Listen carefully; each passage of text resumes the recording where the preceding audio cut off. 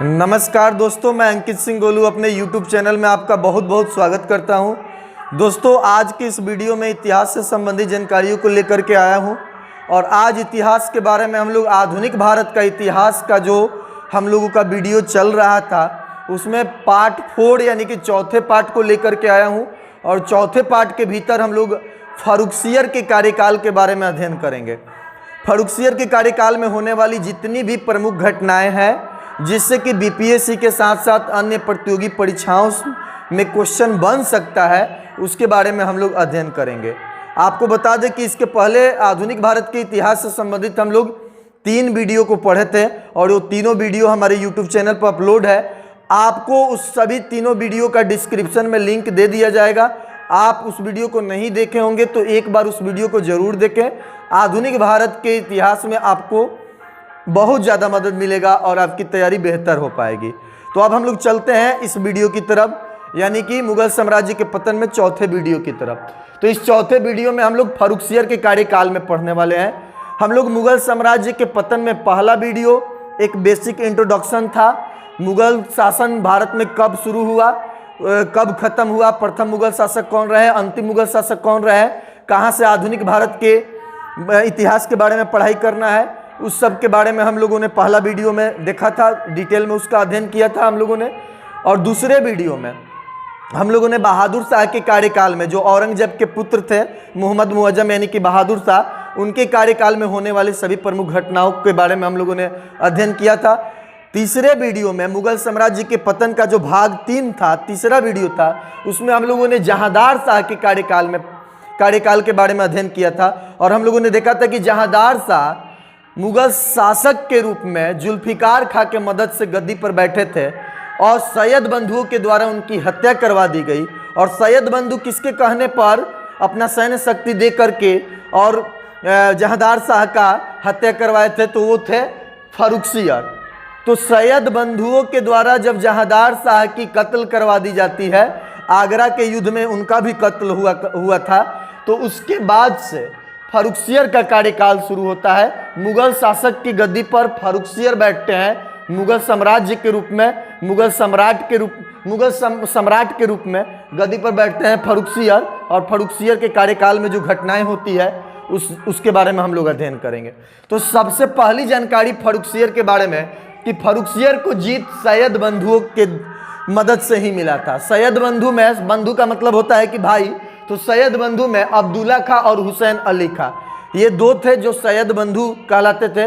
और उस समय के ताकतवर व्यक्तियों में से एक मतलब सैयद बंधु भी हुआ करते थे। सैयद बंधु के बारे में भी हम लोग इतिहास में पढ़ेंगे। जहाँ पढ़ेंगे वहाँ पर हम लोग विस्तार में जानेंगे कि सैयद बंधु कौन थे, सैयद बंधु का इतिहास में क्या रोल रहा है, भारत के इतिहास में इनका क्या रोल रहा है, क्या भूमिका रहा है। तो वो चीज़ें हम लोग सैयद बंधु के बारे में अगर जब पढ़ाई करेंगे तो वहाँ पर जानेंगे। अभी हम लोग मुगल साम्राज्य का पतन पढ़ रहे हैं, तो इतना बस हम लोग जानेंगे कि मुगल साम्राज्य में जो फर्रुखसियर मुगल शासक के गद्दी पर बैठते हैं वो सैयद बंधुओं के द्वारा बैठते हैं। सैयद बंधु का मतलब यहाँ पर देख सकते हैं कि अब्दुल्ला खां और हुसैन अली खां के मदद से बैठते हैं। तो ये पूछा जा सकता है, जहांदार शाह किसकी मदद से बैठे थे? जुल्फिकार खां के मदद से। उस समय के शक्तिशाली सामंत जुल्फिकार खां के मदद से बैठे थे। एक चीज़ और हम आपको बता दें कि आपको पदों से संबंधित जानकारियाँ स्पष्ट कई बार नहीं हो पा रही होगी कि वजीर क्या है, सूबेदार क्या है, उसके अलावा मीर बख्शी क्या है। तो ये सब चीज़ें अगर आपके समझ में कम आ रहा होगा तो एक इस पर वीडियो बना करके हम अपने YouTube चैनल पर अपलोड कर देंगे, जिससे कि आपको मीर बख्शी क्या होता है, वजीर क्या होता है, वकील क्या होता है, सूबेदार क्या होता है, इन सब चीज़ों के बारे में आपको जानकारी मिल जाएगी। तो उसके लिए हम अलग से डिटेल में बता देंगे। अब ध्यान दीजिएगा आप, फर्रुखसियर ने अब्दुल्ला खां को वजीर तथा हुसैन अली खां को मीर बख्शी बनाया। तो वजीर एक प्रमुख पद होता था मुगल शासन व्यवस्था में। तो वजीर के पद पर अब्दुल्ला खां को नियुक्त किया, किसने? फर्रुखसियर ने। और मीर बख्शी के पद पर किसको जी? हुसैन अली खां को। यानी दोनों सैयद बंधुओं को, अब्दुल्ला खां को, हुसैन अली खां को वजीर और मीर बख्शी के पद पर नियुक्त किया गया। ये किसके द्वारा नियुक्त किया गया? तो फर्रुखसियर के द्वारा, क्योंकि फर्रुखसियर इन्हीं लोगों के मदद से मुगल साम्राज्य में शासक बने, मुगल सम्राट बने, मुगल बादशाह बने, मुगल शासन में गद्दी पर बैठे। फर्रुखसियर के आदेश पर जुल्फिकार खां को धोखा से मार दिया गया। तो आपने देखा कि फर्रुखसियर ने सैयद बंधुओं के मदद से किसको मरवाया था जी? जहांदार शाह अपने चाचा को, अपने पिताजी के भाई को मरवा दिया था, ताकि वो मुगल शासक बन सके, मुगल साम्राज्य में गद्दी पर बैठ सके। और जुल्फिकार खां को भी, जुल्फिकार खां कौन थे? जहांदार शाह को सपोर्ट किए थे, जहांदार शाह को गद्दी पर बैठाने का काम किए थे। तो जहांदार शाह की भी कत्ल और जुल्फिकार की भी कत्ल करवा दी गई। किसके द्वारा? फर्रुखसियर के द्वारा। जहांदार शाह की कत्ल सैयद बंधुओं की मदद से करवाई गई, और उसके बाद गद्दी पर बैठने के बाद जुल्फिकार खां को भी बनवा दिया गया, क्योंकि इनके अंदर एक डर बना था कि कहीं जुल्फिकार खां बदला न ले ले। तो इसके वजह से जुल्फिकार खां को भी मरवा दिया गया। आगे देखते हैं कि इसी के काल में मतलब फर्रुखसियर के काल में ही, मुगल शासक फर्रुखसियर के काल में ही 1716 ईस्वी में सिख नेता बंदा बहादुर को फांसी दे दिया गया। जब सिख के बारे में हम लोग पढ़ेंगे तो वहाँ पर जानेंगे कि नानक पंथ की स्थापना गुरु नानक के द्वारा की गई, और गुरु नानक जो थे सिखों के प्रथम गुरु थे। उसके बाद से बारी बारी से सिखों के कुल 10 गुरु बनते हैं, और अंतिम गुरु सिखों के जो थे गुरु गोविंद सिंह, जिनका जन्म पटना में ही हुआ था।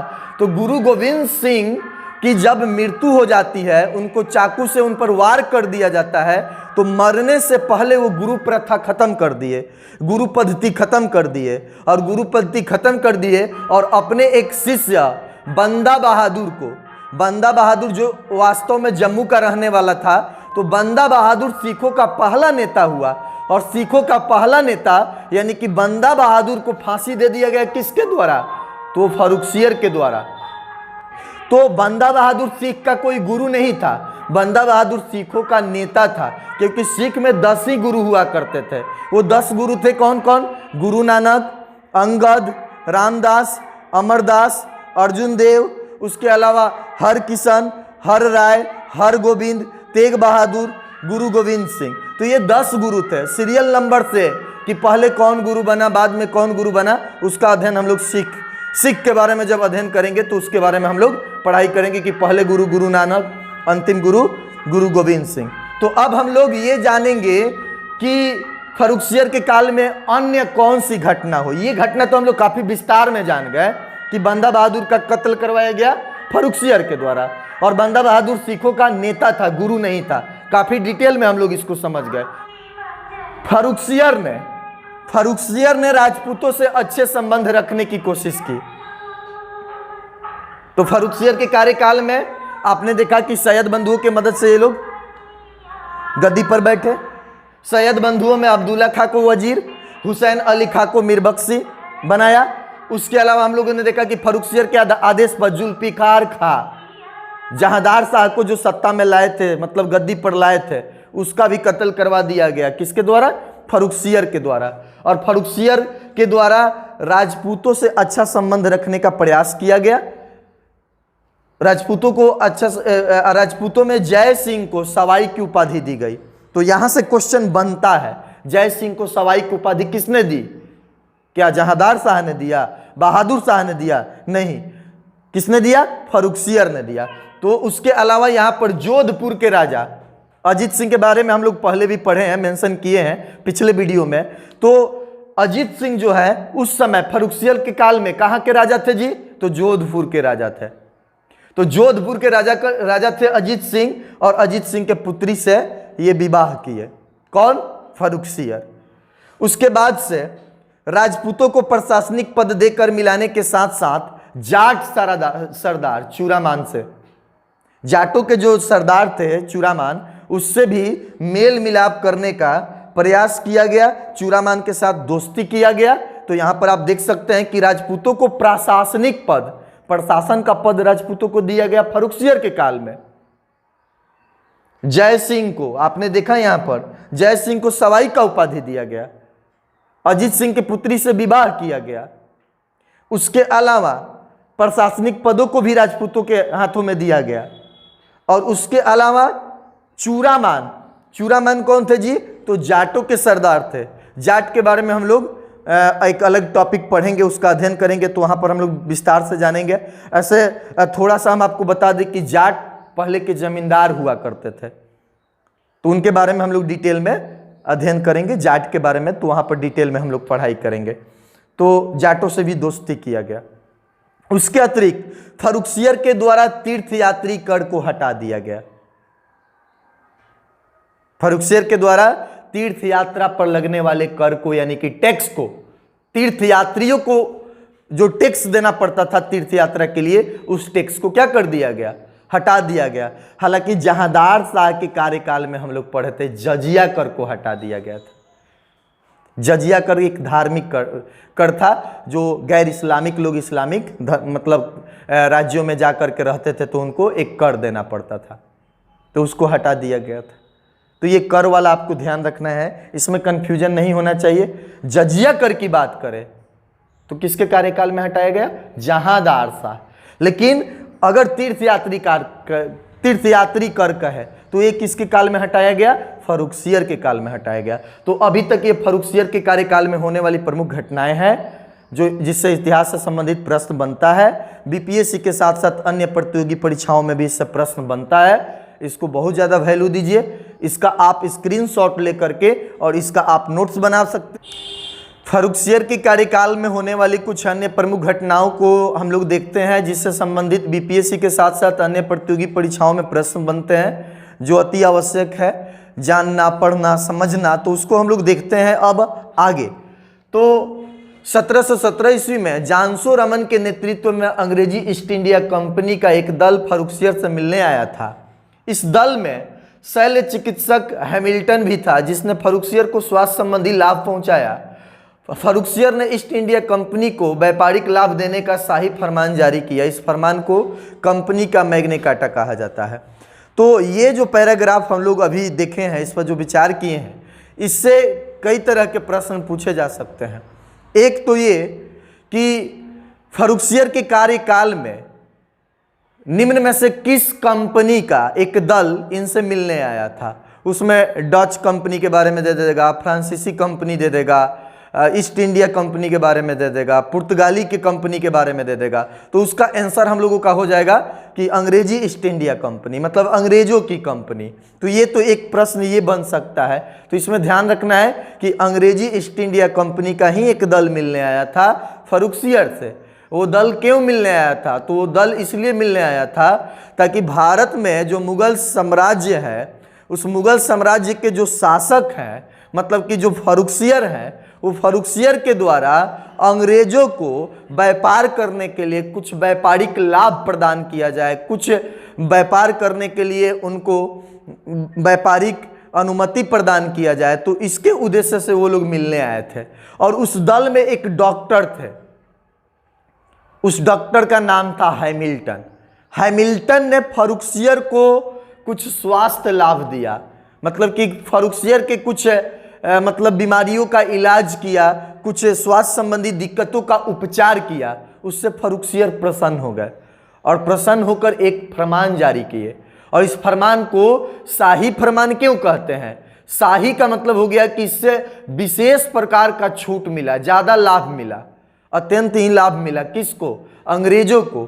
तो अंग्रेजों को इस फरमान से अत्यधिक लाभ मिला, तो इसको शाही फरमान कहा जाता है। और अंग्रेजी कंपनी के लिए, अंग्रेजी ईस्ट इंडिया कंपनी के लिए इस फरमान को मैग्ना कार्टा का एक उपाधि जैसा वर्ड दिया गया है। कंपनी का मैग्ना कार्टा कहा जाता है। तो ये मैग्ना कार्टा आपको ध्यान रखना है। उसके बाद ये हैमिल्टन जो चिकित्सक थे उनको ध्यान रखना है। उसके अलावा किसके नेतृत्व में?